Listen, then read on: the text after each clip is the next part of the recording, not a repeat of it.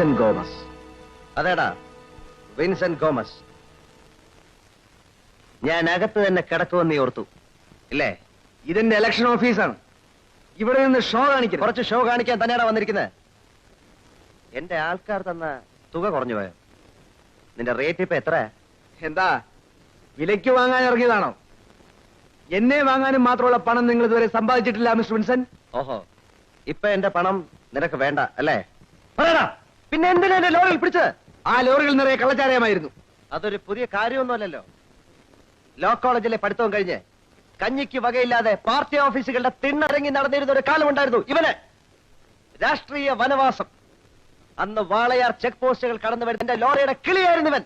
Political protector, രാഷ്ട്രീയ സംരക്ഷകൻ. അനാവശ്യം പറയരുത്. പതുക്കെ ഇരിക്കടാ. ഇതൊടിഞ്ഞു പോയാൽ നിനക്ക് നഷ്ടമൊന്നുമില്ല, നഷ്ടം ഞങ്ങൾക്കാണ്. ഈ മേശയും പുറത്തു വെച്ചിരിക്കുന്ന ബോർഡും നീ ഇട്ടിരിക്കുന്ന ഷർട്ടും നീ എല്ലാം കഴിക്കുന്ന ആഹാരം പോലും ഞങ്ങളുടെ പണമാണ്. അല്ലെന്ന് പറയാമോ? വിൻസെന്റ് ഗോമസിനെ ചതിച്ചവരാരും ഇന്ന് ജീവിച്ചിരിപ്പില്ല. നിന്റെ കഷ്ടകാലം തുടങ്ങാൻ പോന്നു. സൂക്ഷിച്ചു.